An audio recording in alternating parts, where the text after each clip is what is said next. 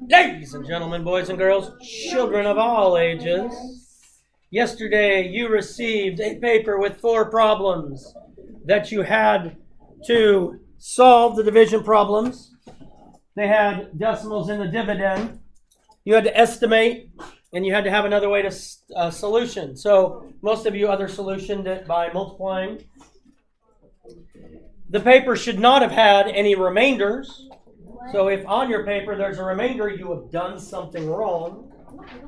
I, in my last class, went over the first 2 problems that I chose.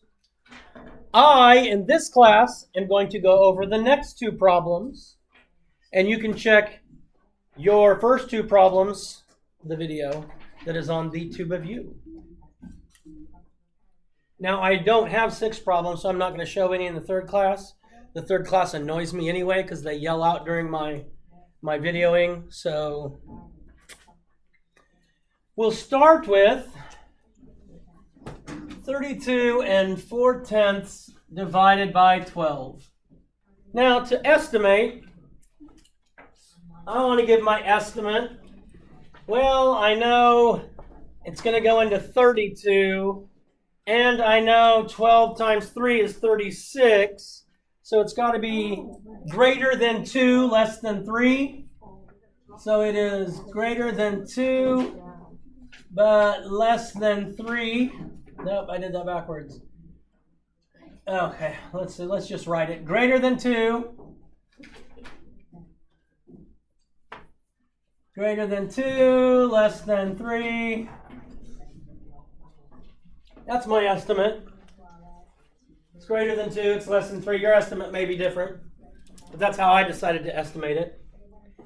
Now, I know on your paper, because you've been taught during division, you already have the most difficult part of doing division, where you wrote down your multiples of 12. Otherwise, you do have it on a multiplication chart, so you probably used that if you were really working hard. So now we know 12 doesn't go into 3, but 12 goes into 32. 12, 24, 36. 36 is too big, so it has to be 2. That's why I know it's greater than 2. 12 times 2, we just said, is 24. Subtract, and we get 8. 8 is less than 12. So after we subtract, we need to make sure that our difference when we subtract is smaller than our divisor, and this indeed is. And now I bring down my next number, which is the 4. And Joel's yelling at me that it's 7. I could check my multiplication chart. I could check where you wrote down the most difficult parts of division by writing down the multiples. Writing down the multiples. And so Joel tells me that it's 7. And 7 times 12 is 84. Subtract, we get 0. 0 is less than 12.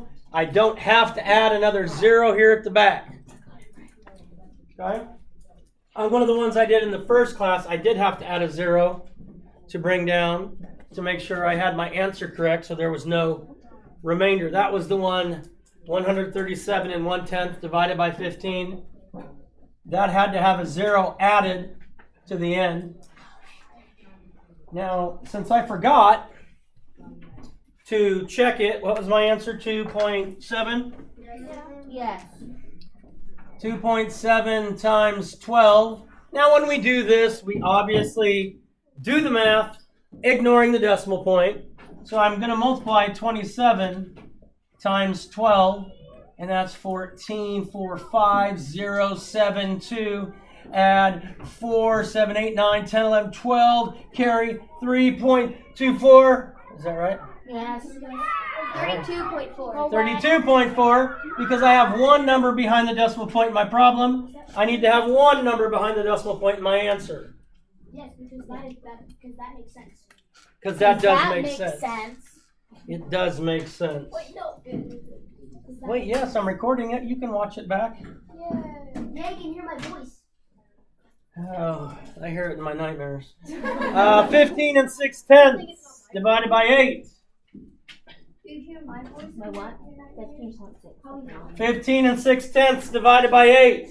When I'm dividing and there's a decimal in the dividend and I'm dividing by a whole number, the decimal point, open the door. The decimal point moves straight up. Go that way. Go that way. Now, if I look at it, 8 is not going into 1, but 8 is going into 15. Well, 8 times 1 is 8. 8 times 2 is 16. So 2 is too big. So it's greater than 1. So it's between 1 and 2, my answer should be. Somewhere between 1 and 2. Somewhere between 1 and 2. I said 2 was too big. So 8, 15 minus 2, 5, 6, 7. 7 is smaller than 8. 7 is smaller than 8. So I'm good. I bring down my 6. Now I have to figure out how many times 8 goes into 76. And of course I can look at the most difficult part of division, where you list your multiples. Okay, because 8 times 9 is what? 72. Oh, so 9. We have 72. I subtract. I get 4. Well, I can't have a remainder of 4. So I have to add my 0 here and bring that 0 down. Adding that 0 at the back changes nothing, because I have 15 and 6/10, and I took that 6/10 and I added 0 hundredths to it. So I know that it didn't change it. If I added 0 to something, it doesn't change it. Now I can take 8 and it can go into 40 how many times? 5 times. And 5 times 8 is 40. Subtract 0. Now, I did have people yesterday ask me if it was right when they got a remainder. Of course not. Of course not. So we did our estimation. We did our solving it. Let's go ahead and check it. We're going to check it by doing the inverse of division, which is multiplication. So my problem is going to be 1 and 95 hundredths times 8. And when I'm multiplying, then they have decimals in the factors. I just ignore the decimal points. And I multiply as it is. And then I'll put the decimal points in at the end. Now, I've already done my multiples of 8 when I did the most difficult part of division. So I already have my multiples of 8. And so I can look and I can say 8 times 5 is 40, 8 times 9 is 72, plus 4 is 76.